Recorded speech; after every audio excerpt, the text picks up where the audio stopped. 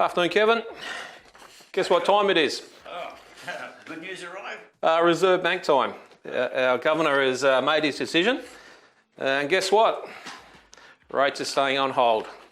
I guess what? He's mad and I'm not. Wow.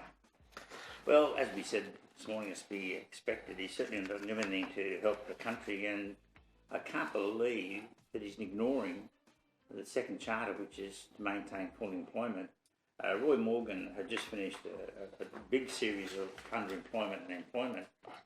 Interestingly, from 2009, when the Reserve Bank started their mad increasing in rates, when we said don't, we picketed all the offices around Australia.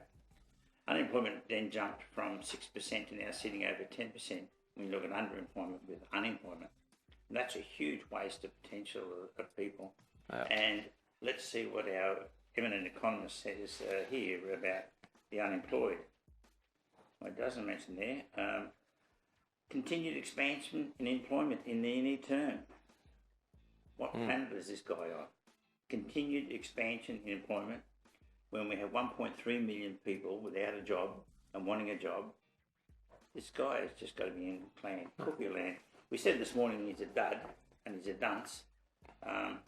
What are we going to do about this? I think we might have to get rid of him.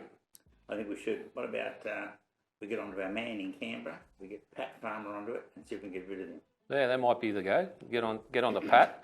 One other comment he makes in here, inflation remains quite low. So we touched on the charter this morning about inflation. Do you agree with that? Well, inflation's down, but not thanks to his high rates. Inflation's down because we've really clamped down on wage increases because businesses simply can't afford to pay more.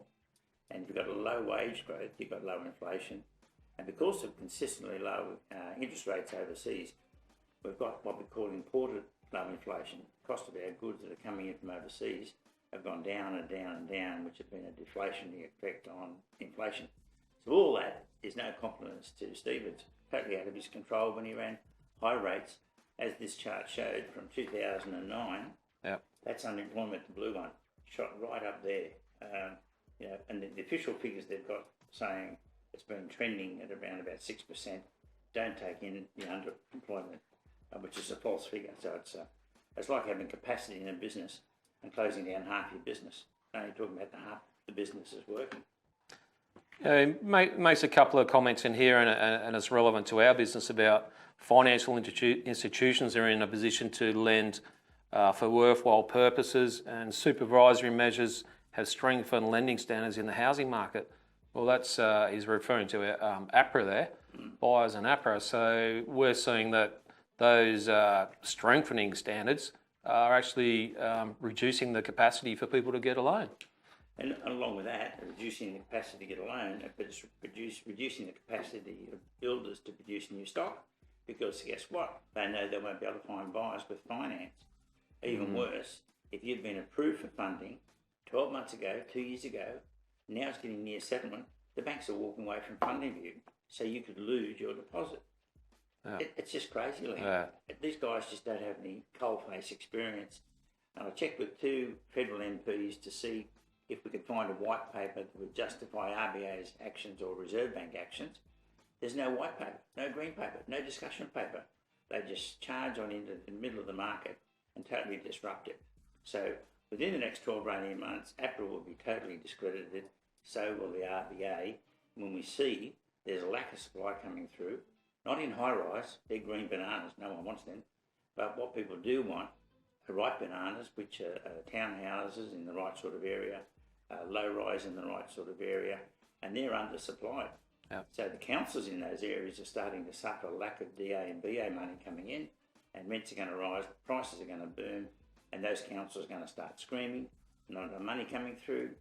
State governments are going to start screaming that we're not getting enough stamp duty and cash coming through, and the federal government are going to start screaming because we're creating unemployment. So RBA and APRA are causing unemployment. What are we going to do? Well, if Kevin Young was Governor of Reserve Bank for a day, what would you do with interest rates next month? I'd take them right down to about 0.5%, which would still be high by world standards.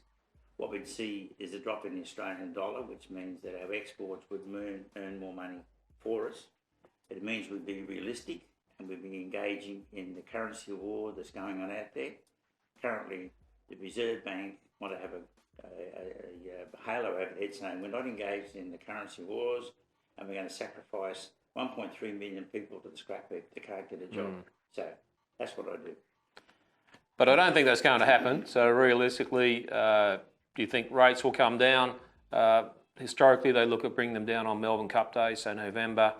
Will they sit on their 1.5 next month and then reduce November? I think that's what will happen. But the big question, I think, will be, will the new incoming governor have the guts to drop straight down to 1%? Or is he going to continue this drip feeding, which has no effect? You need a boom effect to really emphasise it. Equally, he'll need to come out and say, banks, you can afford to pass it on. You previously did, do it now. And we need a treasurer who will get a bit of gut and go and guts to say to the banks, pass it on. You did previously, do it again. Unfortunately, I have to wait till November. All right. Well, thanks, Kevin, for your insights. And next time the board meets, we'll see if they've taken notice of any of your comments. Thanks, Phil. After asking those questions, I feel much better now. All right. Enjoy your day, Kevin. Thanks, Phil. Yep. Till next time.